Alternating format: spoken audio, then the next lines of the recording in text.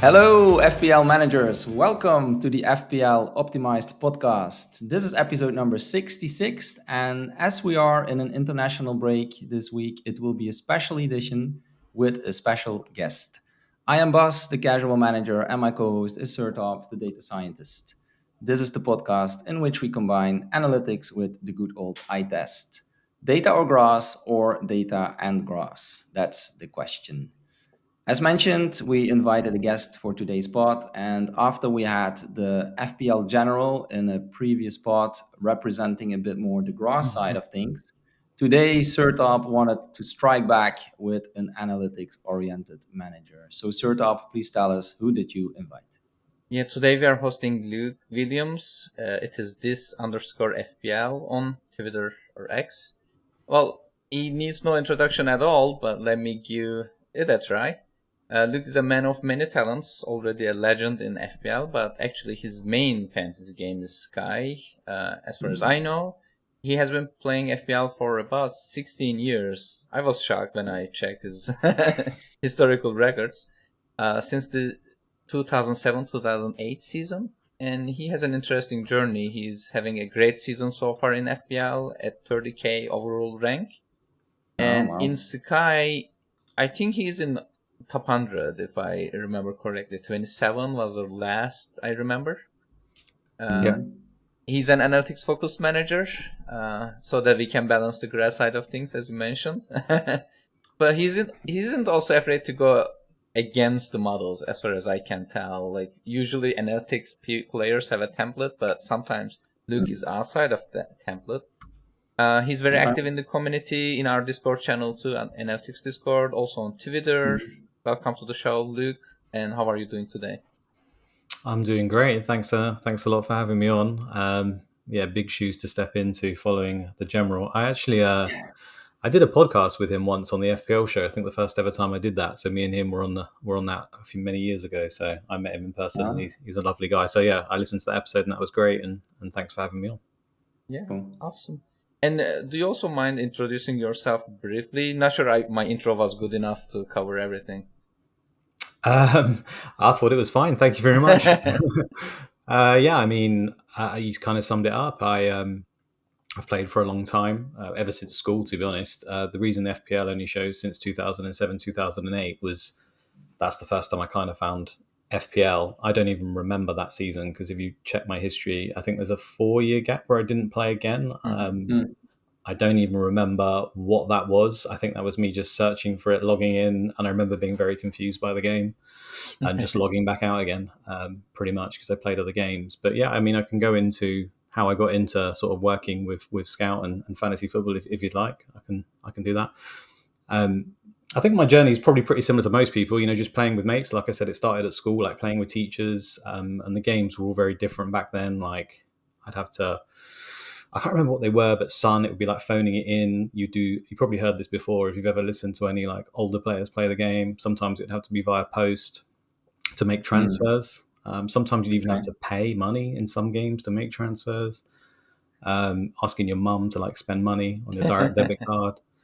Um, Eventually, like my friends kind of just ran with whatever. There was like a guy who ran like a main mini league for my school friends, and he would move with whatever game he wanted. So one year it would be like Daily Mail, then Telegraph. Eventually, it ended up with Sky, and that's how I ended up playing that quite seriously. Um, I can remember looking online for tips because I was doing well in Sky and I wanted to get better, and that's like me all over. I'm kind of all or nothing kind of person, so I really wanted to spend Mhm. a lot of time on it, looking up and finding Scout.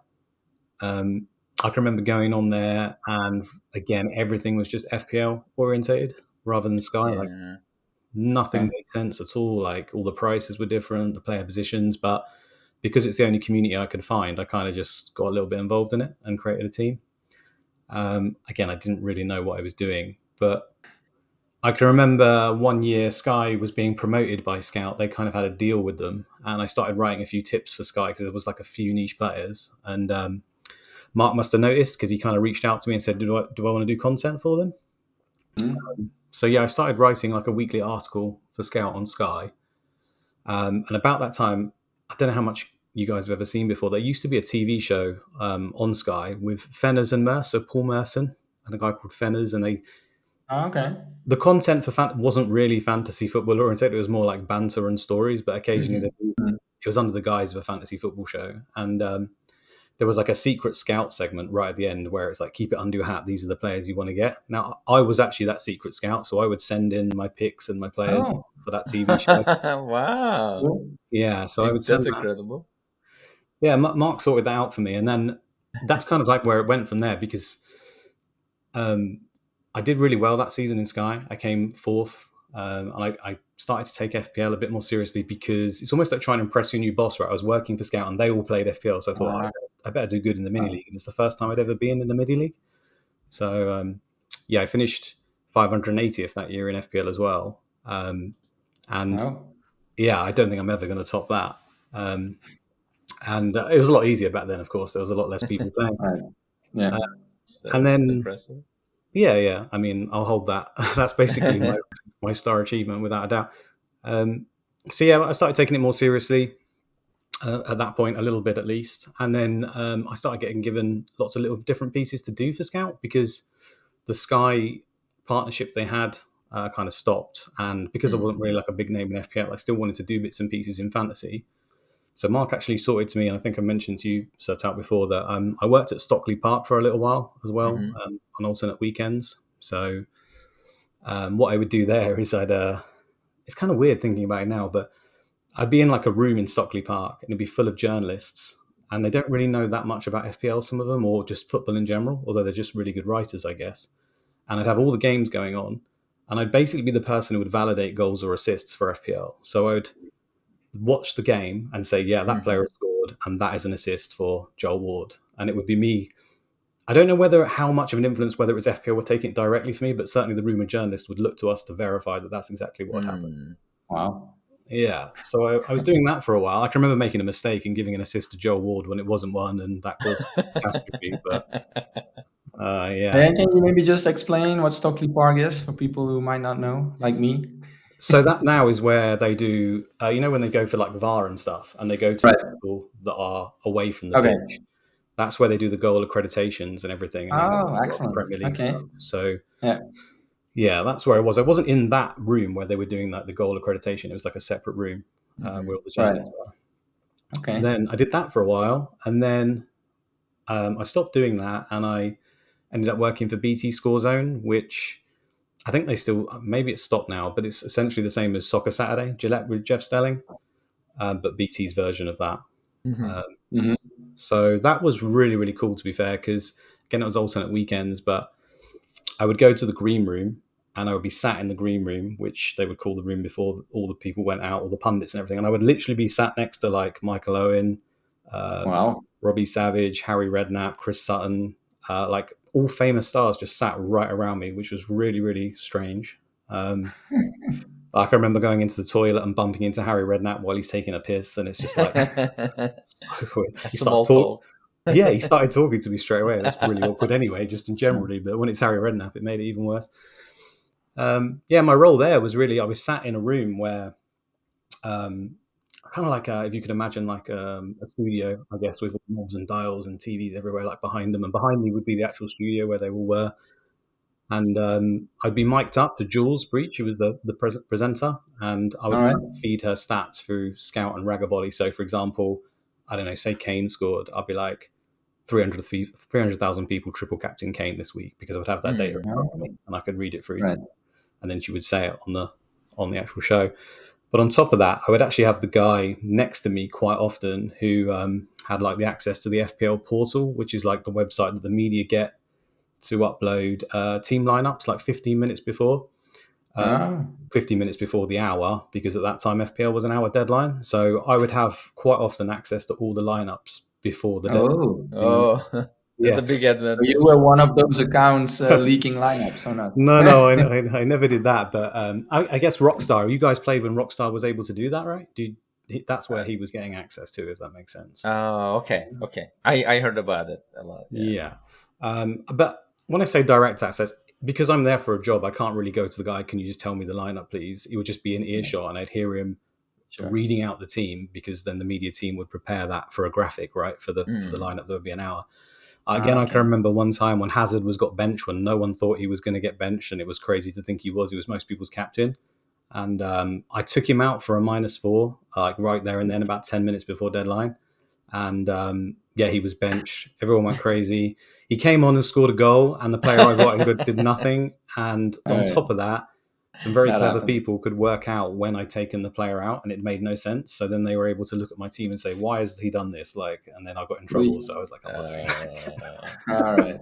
Yeah. Yes. Yeah, that was crazy. I've been talking a lot, but yeah, so I got involved in all that sort of stuff, and I guess recently that's kind of all stopped. I've got a full-time job. I can't do that stuff on the weekend. Like, I'm not able to do that anymore. But yeah, I kind of decided in the recent years to pick up analytics and try and take FPL more seriously, because for a number of years I kind of got a bit disillusioned with it. To be honest, I was just I felt like it was not really a winnable game.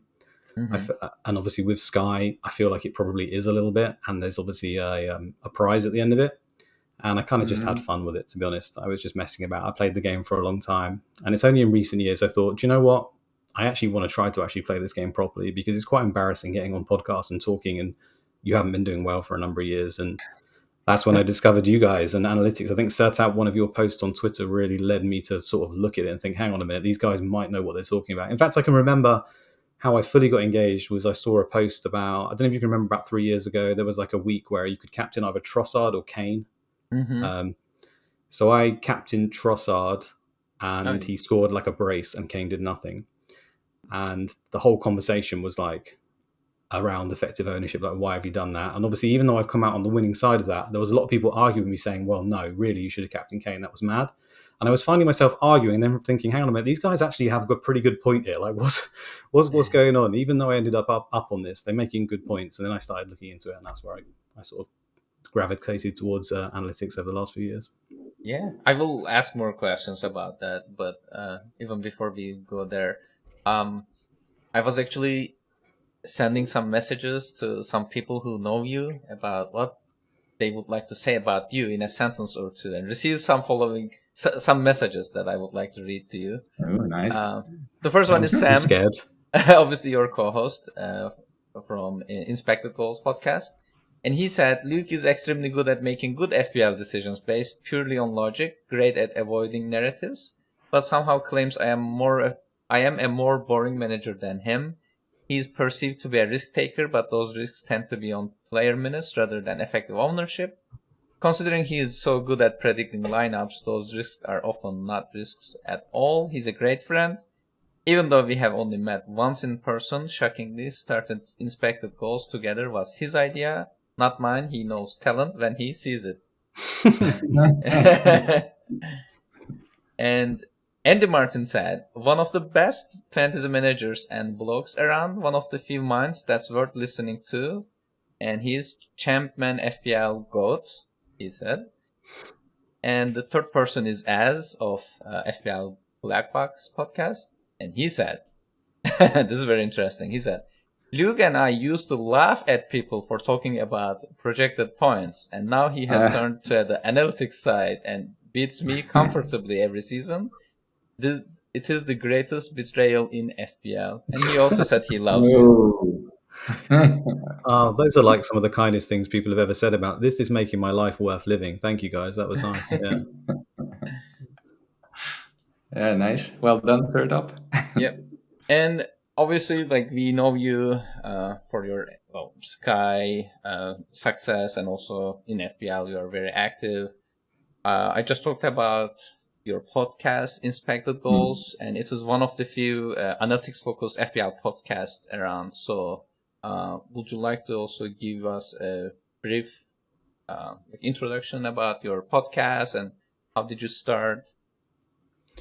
Yeah, I mean, I'm sure quite a lot of it would be similar audiences, I guess, that would listen to yours might listen to ours. But yeah, we're nowhere near on Sertalp's level. We're essentially a group of managers who are trying to embrace analytics and help it or use it to help us make better decisions. So that's kind of the premise of the podcast, and it's just at Inspected Goals on Twitter and on YouTube, and it's myself, Sam, like you mentioned, at FPL Sports Science. We've also got Seb Wessel from Scout, another very good analytical manager, and we've got Ben Krellin, who's trying to get more into that side, and I think everyone will probably know him as the fixture guru. So yeah, Definitely. You met with Mark way back then, like obviously for Sky, but did he help you in any way about FPL back then? Did you get any tips from him? Because he was always a good player. absolutely. I mean, like I say, the first season when I was in the league was the first time I was actually ever in a mini league, and I wanted to learn how the game was played, I guess, and get more involved in that community and stuff. And yeah, I don't think there's any doubt that Mark is the GOAT, as he's known, and like he created the biggest website that everyone used, certainly initially. And like you say, on top of that, he's up there with the greatest managers of all time. So I'd be stupid not to listen to what he was saying and what was doing. So yeah, he helped me pretty much learn the game, like what to do, and I followed him, and I used to watch all the pods with him. So yeah, he helped me immeasurably, certainly at the beginning. And I owe a lot of what I've had, all those things I listed that I've done have basically been through meeting Mark. So yeah, I owe a lot of it to Mark, without a doubt. Yeah, that's really cool. Excellent. Yeah, and I understood from Sertalp as well that, he mentioned it earlier that, or you mentioned it, that you didn't play for a few years. I think did you get a bit bored or something like that? But what was the reason to come back? And then since then, did you change anything?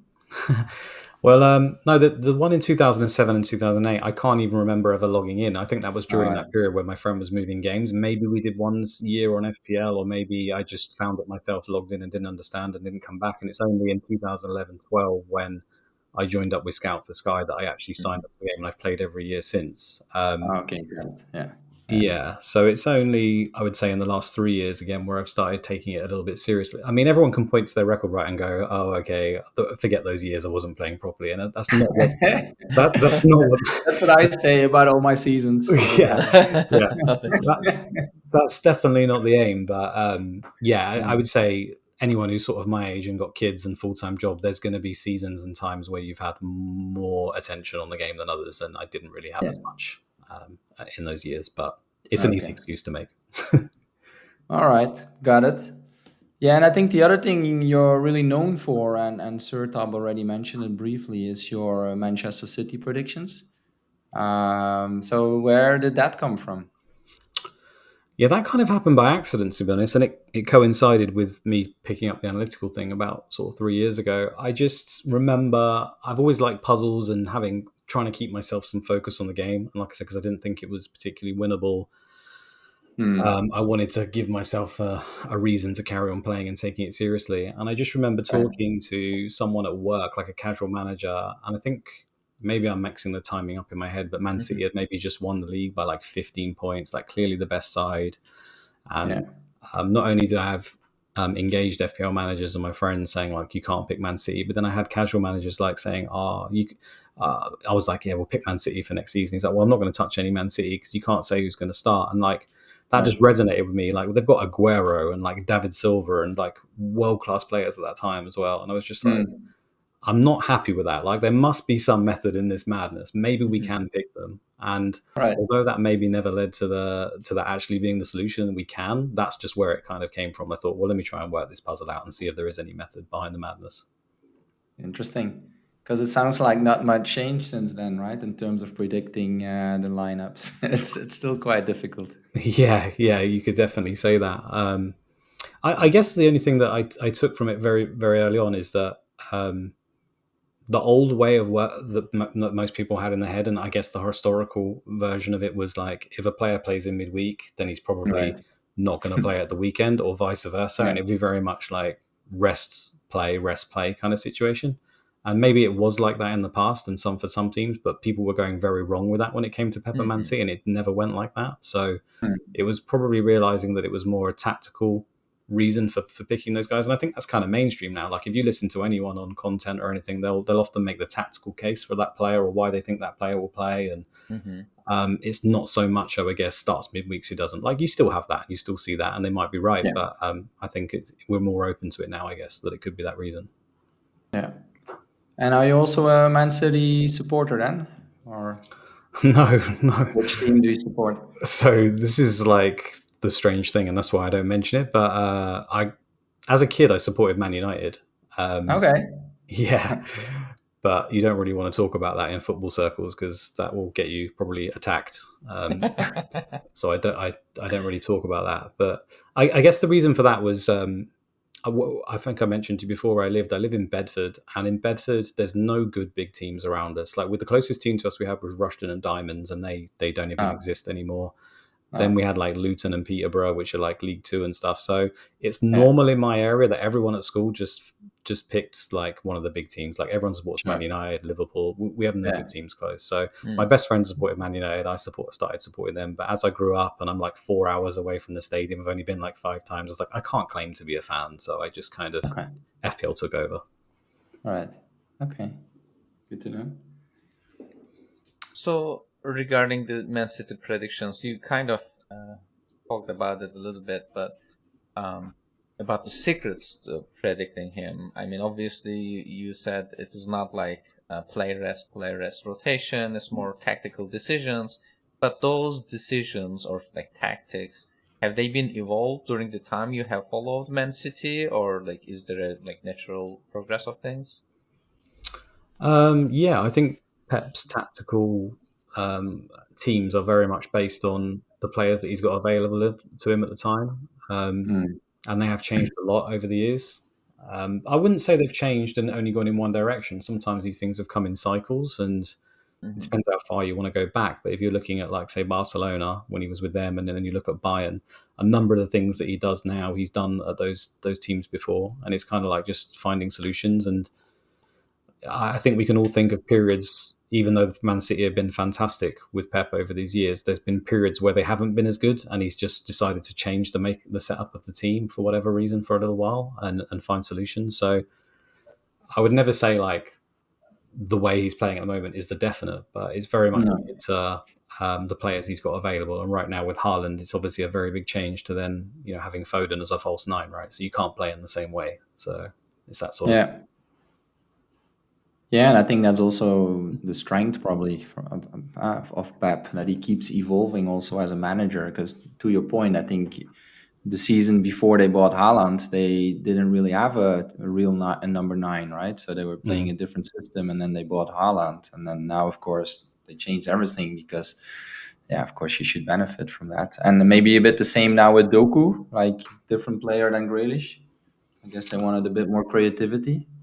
Yeah, Uh, I think that's similar to. I mean, he's had players like maybe not exactly like Doku, but players of that ilk on the wing that are happy to take people on. We've had like yeah, Sane in the past, right. Sterling, and he's had Yeah, people like Costa at Bayern Munich and other people. So it's just about, again, using different players for different teams. I don't know this to be yeah. facts, by the way. Obviously, this is the thing, I can't fact check this. It's not like I can ask Pep and say, "Is this what you're thinking?" No, This is just what I yeah, believe, right? And I could be wrong, right. but. Yeah, Um, yeah. I think having Doku, sorry, is a weapon, is very useful in certain games, and that's why he would want it. Yeah. Yeah, but you have a good track record, right, in predicting the lineup. So clearly, you seem to have figured it out a bit. It seems. Yeah, maybe, but I guess it's similar to expected there, right? Just because the outcome says I did well, I don't know whether I made the right process to get there, like for sure, unless I can Okay. ask the guy. Yeah, But yeah, we've yeah, only got that to go on. So yeah. Hey, and as I'm Dutch, I have a question about Natan Ake, because personally, I thought he would be a key player by now, starting every game. But so far this season, I think for me at least, his minutes have been disappointing. So how do you think he's being looked at by Pep or within City? yeah, to be honest, I'm a big fan of Ake as well, and I think he's been a little bit harshly treated. I actually think, and Pep's mentioned it a few times, that Ake almost surprised him at how good he got very quickly in a short period of time and how well he performed. And he didn't Okay. really think that that would be the case. The issue they've had is like they haven't had, since the Mendy situation, they haven't really had a left back. Like when Mendy situation happened, Cancelo was never a left back. He was a right back to begin with, and they had to have him there. And Ake was obviously a centre back, and then he kind of could Mm, play left back as well. And they've evolved this tactic where they kind of use this hybrid centre back and left back. And mm, he needs cover for that position, right? Laporte also fell out of favour, and then he had to leave. So right. Ake's, I mean, everyone knows where Gvardiol is obviously one of the world's best talents, young player, and he's Mm, brought him in. And He's probably a little bit better on the ball in Pep's mind, and that's generally, if you're the better team who's going to be dominating the ball, you want the player who's best on the ball most of the time. Yeah. I think that is harsh to Ake though, because I think he is actually pretty good on the ball. I think he's better Yeah. than Pep even gives him credit for, to be honest. Hmm. But yeah, I guess it's just that he's unfortunate. He's come up against probably one of the world's leading players in his position, who's got more favourable matchups generally, and he's also quite injury prone. Ake, every time he gets a run and looks like he's good, he ends up getting a knock, and it knocks him out of the team for a while. So it's Yeah. unfortunate. That's true. Yeah. Okay. And I have a question. So obviously with the City, well, you mentioned that the reason why you started doing the City predictions was because you wanted to, well, utilize City players a little bit better. And did it change how you play FPL? I was checking your season, and this season I think you owned Alvarez, Haaland, obviously, and Foden from Man City. But does it usually change how you play the game? Yeah, it's quite hard. It's quite tricky to answer that because, like I say, it coincided with me picking up analytics, and generally, analytical managers will be quite averse to taking risks on players like that. Mm-hmm. So it's hard to say because it's like balancing those two situations. Like if I'm what I have learned is like through the predictions is even if I'm really confident on that player's minutes and I think I'm confident enough to pick that player, I can still be wrong. Right? It opens up that side that even if I guess someone in my position who spends a lot of time with it can be wrong, then it's still a big risk to do so. But I would say this season, the fact that De Bruyne was out, I was very, very confident that Alvarez would take that position and would stay in that team as long as he performed, which is always the thing with Pep. So I did do that early. I think that was game week 3 because, I mean, if De Bruyne was out injured from the start, it would have been from the start. But De Bruyne actually played, I think, game week 1 and then got injured in game week 1 and was out. So it wasn't an easy fix just to get Alvarez in, but I got him in as soon as I possibly could. So I guess that has helped because that belief led me to get him early. Of course, in another universe, I do that and I'm just totally wrong and it was a bad thing. But, so I guess it has helped. Okay, cool. And if you would be looking for a new challenge, would there be any manager or any team you would pick now to predict? I think De Zerbi is obviously the name that comes to mind straight away. That's what I expected, yeah. The thing I'll say on that though, and I haven't given it the time attention yet to know this for sure, but from my basic understanding of De Zerbi is it's not really usually a tactical reason, and obviously that's mainly the focus for Pep for me. Like to me, Brighton set up the same way in every game. It's only very recently he's played with like a back 3 due to injuries a couple of times and like set up similar to Pep with like a box midfielder. The rest of the time he's played very much with like wide fullbacks and invite the team on and then break, and he's got all the players in the same position. So if it's not a tactical case for a player, it seems almost really, really random from the outside. So I don't know whether I would actually be any good at it or not. And I think people are struggling with him like daily. But certainly if I wanted the biggest challenge, he seems like the name to go to. Yeah. All right. And besides him, who would be your second choice if you did? I guess Arteta, just because he's like Pep light, and I think we're seeing now that he's trying to copy Pep a little bit in the way that he sets up for different teams, and he's got a better squad to do so. So yeah. Him maybe. And let's talk about FPL a little bit more. So we briefly mentioned it, but what's your general approach to FPL? How do you play the game, and why do you play the game that way? So I've always been, I would describe myself, I guess, as like a long-term planner, maybe even to my detriment. And that comes a lot from Sky, where the prices for players are fixed. So you could plan months, weeks in advance, in theory, about who you could bring in at a certain point in a certain day. So I think I still do that now. I did that before, focusing heavily on analytics, and I still do that now where I'll, like right now, I've got like a team planned out until the end of the season. Like I know that's not how it's going to work, but in my mind, I've got that structured plan. I think that helps me to avoid a lot of noise and react to form too quickly and stuff like that. But at the same time, like I said, it can be a weakness because you can get kind of married to that plan. So like I don't want to lose that plan. I don't want to break away from it, and then that can sometimes cause you to miss opportunities, right? Because generally, if a player gets injured, you have to change that plan, or someone's minutes are better, and a value like say a Simicast becomes available or something, it throws it all out. So I suppose it can be a negative sometimes, but definitely a long-term planner and focusing on fixtures. I mean, I've always done that again from the very beginning. I've never really had that much emphasis on form. It's always been fixtures for me. Like I just always thought a nice starter for 10 is, if the bookies odds or just generalitis or whatever you want to call it, you have a team right near the top who's really, really good for the world superstars, and they're playing a team right near the bottom that are good, then although football has a hell of a lot of variance and luck involved, I think in general the team at the top beats the team at the bottom more often than not. So that's like the base level of fixtures are really important, and that's what I'll always use. And then analytics obviously have changed the way you play the game, and how much effective is it when you make decisions? And what was it before? Like in terms of making decisions, were you getting impacted or affected by, I will say, like other podcasts or other people, what they're talking about, and then it's shifted to analytics? I mean, I always have been I guess a lone wolf, where I like to think that I've made my own choices and not been influenced, but I'm not stupid enough to think that that's the case. Like, there's no doubt that people will have influenced me without me even realizing, even if it's subconsciously. I've tried not to do that, but I'm sure that has happened. I think the thing that analytics has helped me with really the most is I guess samples is a big one. Like I would pay more attention to smaller samples in the past and get very influenced by not necessarily form, but like good numbers over 4 or 5 weeks, and think, oh, okay, I've got to get this player in. And sometimes, that might be the truth and it carries on, but I've learned to appreciate longer term data a little bit more.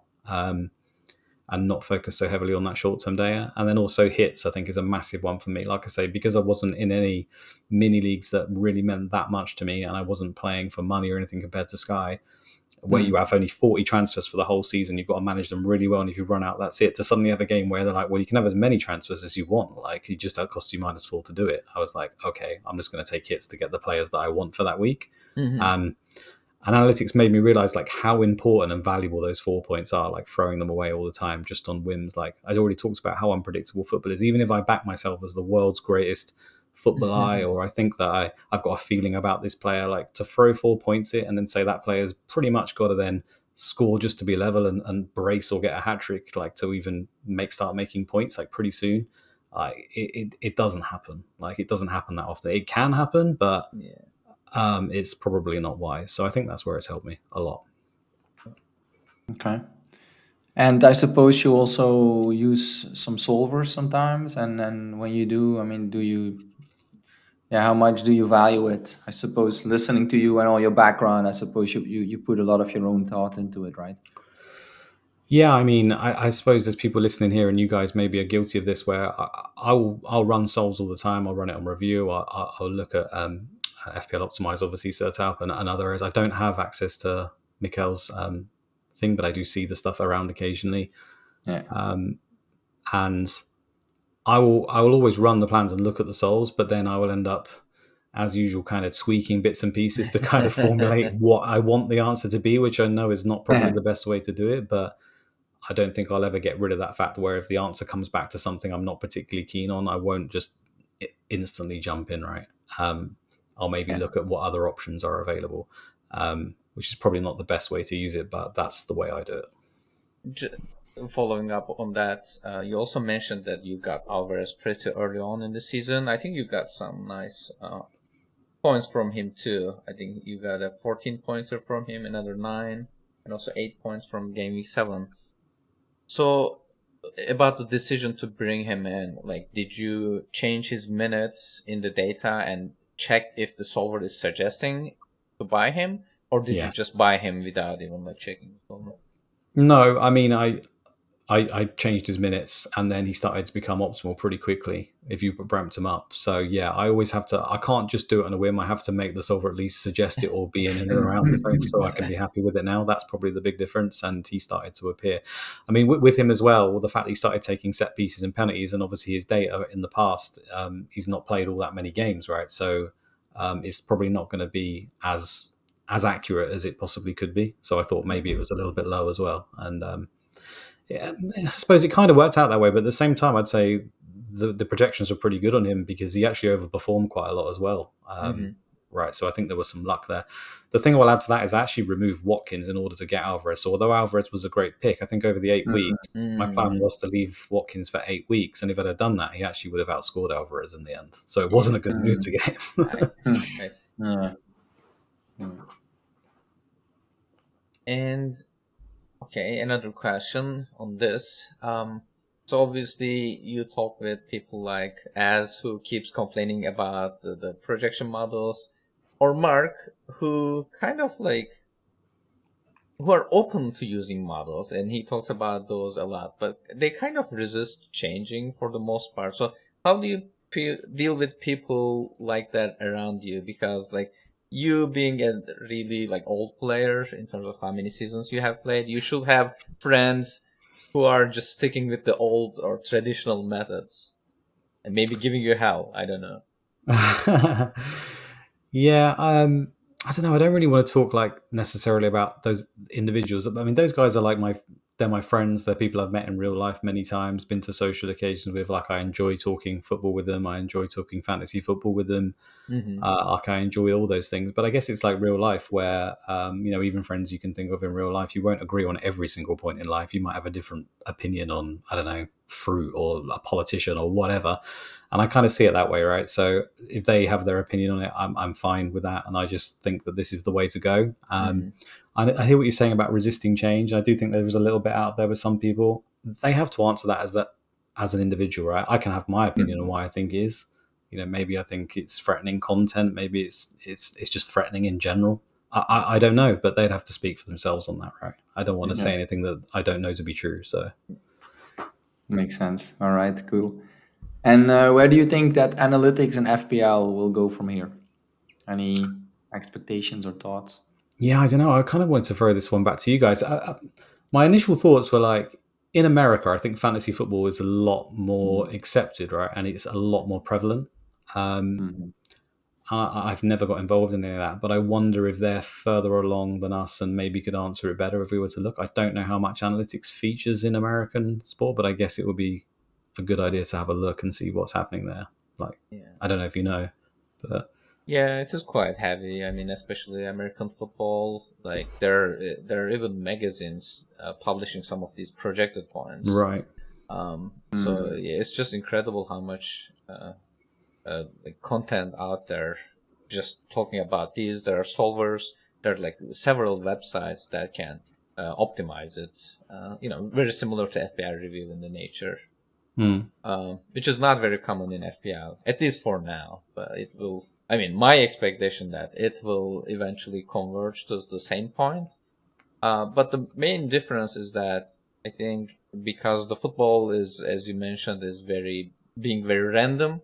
There will be people who are against models. They will go against models, and they will get lucky. They will get good results, and they will claim that, these methods are not working. So I feel like there will be always this kind of skepticism around it, but I personally expect more and more people to turn into analytics eventually. Yeah, I think maybe I agree with that. At the end of the day, I think if you only look at analytics, has probably only been prevalent, as far as I know, for probably the last 4 or 5 years, and it's getting more and more. And if you look at all the more analytically minded managers in general, and then you look at the leagues and their results that they're getting compared to the historical seen as best managers in the world, I think that there's like a turning of the guard almost. They're just consistently right up there. And I think the more the results prove themselves, which we know isn't necessarily a guarantee in an individual season, I guess more people will start following suit because they'll realize. And it depends what you want from the game, right? If your end goal is to do as well as you possibly can rather than any other thing, then I personally think it's the way to go. But not everyone wants that, right? They want different things from the game. So fair enough. Yeah. But I think also, like, even if you don't consider yourself like an analytical manager, like me, I turned into one more and more, but I'm still more of a casual manager. But it's something you cannot avoid, right? Especially if you're on Twitter and you see all the data that is being shared, then naturally you will pick up some of the insights. Yeah, I think some of the content creators do a pretty good job of, I think, Sertalp mentioned about bridging the gap. Like, it might be more short term and a little bit more snap and a more XG, but you can't really watch like one of the really popular YouTubers nowadays without them mentioning sometimes EV, XG, and stuff like that. So Yeah. they act as a good bridge, I think, between them both. Mm-hmm. Yeah. So you talked about Sky, and then you mentioned that you found FPL a little bit maybe complicated. So just to brainstorm on this a little bit, what changes would you like to see in FPL to make it a better game? Because obviously we keep complaining about the game. I personally do quite a bit, but what would you change in FPL? So this question is like, I think it's very personal to people, because if you're asking me what I would change for my own personal benefit compared to what the casual audience would want, what the engaged would like, the answers are going to be very different. For me, my general ethos would be remove as much luck from the game as possible. Like whatever the goal, whatever you can do to do that, and that's very hard in football. Like I think that's been well established, but I don't necessarily know that this would remove luck. Like you might be able to tell me better, but I think removing captain, removing chips, cutting it back, which is never ever going to happen. Maybe rolling more than 2 free transfers. I think if you could roll, there probably would have to be a limit. I don't know what that would be, but maybe say 3 or 4 would probably make it so long-term planning would be rewarded, and patience. So there's some ideas. They're never going to do any of those, but that would be nice for me as a purist, and I don't think that would appeal to most people. I'd also add the price changes, because of Sky, they don't have them. Like that can be a good and a bad thing. Like if you misprice someone at the beginning of the game, it does kind of break that player. Like it'll be 100% owned, like straight from the beginning. But I think maybe having price changes all on the Friday night, and being out in the open, and being transparent and saying these players are going to go up, these players are going to go down after deadline. Feel free to make your moves. That works, I think, for me, and it probably makes the game more skill based rather than luck based. But at the same time, like they're not going to get clicks on their website for the 4 or 5 days until that final day, are they? So again, I just don't see that happening. Like they want people visiting their website, don't they? So yeah, that makes sense. I don't know. Any ideas from you guys? Yeah, I just wanted to ask also Sertalp. I have one, but Sertalp, you go ahead. Me first. No, I think I was actually something suggested on Twitter some weeks ago by someone, and I quite like the idea of changing your captain. So not being allowed to captain the same player every other week. And I think especially now at the start of the season, we had everybody auto-captaining Haaland. That made the game quite boring. I thought that was a nice idea. So then you need to think a bit more about it. Like, okay, when do I want to captain him? And then also make a plan that you can actually captain him that week. Having to choose someone else before. Yeah, I think it was one of the ideas. I was also vocal about it. But if you think about it, that kind of a change will actually benefit analytics players even more, because you will be able to see like longer horizon, and you can actually optimize. What's the best week to captain Haaland if I can captain him only once or maybe like twice. Well, you never know, right? Because you would have captained him against Bournemouth, and actually that was the wrong. Well, I mean, based on outcome, it might look like it. But we are also playing a last man standing game, where you are just picking, Premier League teams, like whichever you think will win that week. And if your team ties or if they loses their game, you lose 1 life, and there's a total of 3 lives. And I was just checking at it. Like I tried to do it manually, and I found it really difficult. Like yes, like you can see like who has good fixtures, and you can even draw a path, but you don't know if it is the best one until you give it a solver. I think it was against the rules, but I used a solver. And I think making the game more complicated is not in their interest, right? Because I said about it being complicated. It's not a complicated game. It is very simple. FPL is hard. There are some complicated elements like the price changes, but but they want to make it simple. And I mean, I told you about how I've met up with people from FPL before, so I do know for a fact that they are looking at ways to change player positions for the future. So maybe that'll be something that comes out eventually. So I think if anything is likely to happen, it might be something around player positions and how they can get more players viable options in fantasy football at some point. Defensive midfielders and so. Yeah, I mean, more just midfielders being forwards and forwards being midfielders, and do they create an extra position? And a lot of that's been talked about before, but Yeah, I think they're looking at what they can do, but at the same time, anything they do has to make it really, really simple. Yeah. Right? Yeah. Yeah. Yeah. I think things like giving maybe I don't know like a bonus or like maybe even extra points to based on other metrics would be useful. I mean it because mainly right now it's mainly about goals, like whether your player scored a goal or not. But like if your player takes like 10 shots without getting a goal, I mean you get the same point, which sounds a little bit Darwin um, Nunes, basically. yeah, definitely. I want my players to get rewarded if they're more active in attack, like whether or not they got the result. But yeah, I think people have different ideas on that. Okay, cool. And I was wondering, I suppose you also watch a lot of football. So did FPL change the way you watch football? But I guess because you're playing FPL for such a long time, maybe you don't remember how you watched it before. That was Yeah, you first. preempted my answer. That was exactly. Already? I can't remember what watching football without having a fantasy interest feels like. To be honest with you. Okay. So All right. no, I guess I it's can still remember. Well, for me, there are two things. One is I'm watching more football, I'm watching different football, I would say, Different because role, before I would watch a lot of the Dutch league, for example, which now I hardly do. I watch, almost only Premier League, and I sometimes watch games that, yeah, usually before I wouldn't watch, and just because I have a player playing, like Burnley, Sheffield, or whatever. mm, And the other thing is also that I think it adds a little bit of stress during games as well, right? Like even if you're a neutral fan, like not supporting any of the teams, if you do have a player playing, like recently we were watching the Spurs Chelsea game, and because I had Son, I was really rooting for Spurs, and my daughter was asking me like, "Hey, Dad, why are you actually supporting Spurs?" I was like, "Yeah, I'm not supporting Spurs. I just want Son to score a goal." So yeah, you get just more involved, which I guess is the whole purpose of the game as well. yeah. I'm not sure it's healthy, but I think we probably all do that. yeah. Yeah, yeah, that's the other thing. Yeah, we talked about that before. Maybe if we would quit FPL for a season, I think actually that would also be more relaxing, just to Mm, watch a game, without any stress. yeah. Yeah, but But yeah, anyway, it also adds a lot of yeah. fun and excitement. Yeah, Yeah. it is really weird though, like watching games that way. I mean, I'm a Liverpool fan. I try to follow or watch like Liverpool's games every week. Hmm. Sometimes like Liverpool scores a goal and my wife, she played FPL so she knows. She asks me like, did Salah score or was it someone else? I was like, well, no, that was Darwin, and she's upset with me because of it. Like, yes, my team scored a goal, but it's not the player I wanted. So Yeah. mixed feelings. And for this part, my last question is, do you have any question about analytics and use of data for FPL to me and Bas?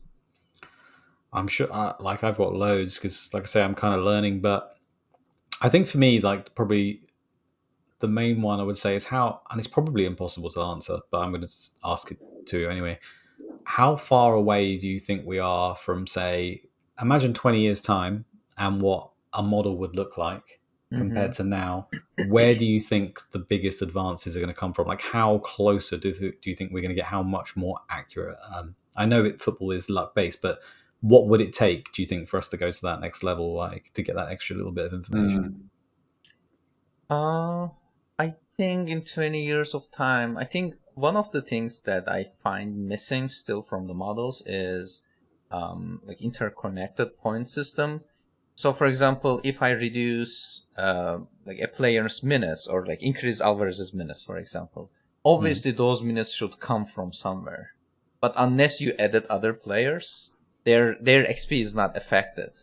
And also, like if another thing is on top of this, like if I believe that models are kind of like underestimating a team's attack, I should be able to adjust it a little bit. Like I think, let's say, like Aston Villa's attack is better than what the models are predicting right now. They are lagging behind, and that should immediately give me an updated projected like point data from all the players. And that's the second thing that I think is upcoming in future, in near future probably. So more kind of control to the user, because right now everyone is working with the same set of same data, but that doesn't mean that the data is the most accurate thing right now. Like if I think I know more about the game, I should be able to adjust some minor things manually. Like for example, who's taking the penalty? I should be able to adjust it based on what I think who will take the next penalty from the model. And also, I think one of the most important things is though, right now we are solving the problem very statically. So this is the data, these are the projections, what's the optimal path? And it's giving you a single, well, you can generate multiple paths, but it's giving you the optimal team, and that's all you see. But the FPL's nature, as you mentioned, is very dynamic. The prices are changing, players are getting injured or getting rotated. So there are actually a bunch of paths that will emerge from your own team. Like, what if one of your defenders get injured? What if one of your midfielders get rotated? Or there's a price change that you can no longer afford the transfer plan you had in mind. So those kind of cases should be solved with stochastic optimization, where you are essentially giving probability to a bunch of different paths, and you are kind of optimizing the average case. Right now, we are kind of optimizing for the optimistic case, which is not usually the best way to tackle fantasy in the first place. But so we are kind of trying to adjust some of these things manually. Like you see a soul and you notice that in the bank amount is 0. You're like, yeah, this plan won't work probably. So that you are kind of trying to adjust it manually. I think there will be a point that we won't need to do that. Model will take care of it automatically. I think that's really interesting. Yeah, so kind of like sensitivity analysis, I guess, for the third one, right? Yeah. I was thinking as well, like, do you think, I'm presuming alongside all this, XG models, which you're already developing all the time, will just get better and better in general, which will then feed into the models, and, you know, maybe we get a new system that is better at predicting goals. I suppose that could always happen, right? Yeah, I think so. I mean, yeah, the XG models we use are pretty, well, they are getting better, as you mentioned, like StatBomb's XG model is very advanced right now, but they keep adding new features to their data. Like if they can collect the data, they can obviously improve the XG model in the first place. Yeah, I think so. But yeah, regarding FPL, I think the more problematic part is not, trying to predict who will score the goals. I feel like still the betting markets are doing a somewhat good job of generating those. But I feel like the strategy and the planning part of the FPL still needs some kind of more work from solver side. Maybe then a related point, and it's actually more a question than an answer. But Sertalp, then also now with the whole trend towards generative AI and access to Chat GPT, I guess in future people will just rely on that also to build their teams. And probably I think today, I guess it won't work that well because I don't think there is access to all the latest data. But if that changes in future, then Yeah. you probably will see a lot of the similar teams coming out of that. Yeah, just wanted to What's the mention risk? something on that. I mean, obviously ChatGPT and other models are language models. They're just trying to generate sentences that look coherent, but sometimes is missing the point entirely. I know I saw some people who are feeding the data to ChatGPT. Like, if these are the projected points, who would you pick to your fantasy team if you know the rules about FPL?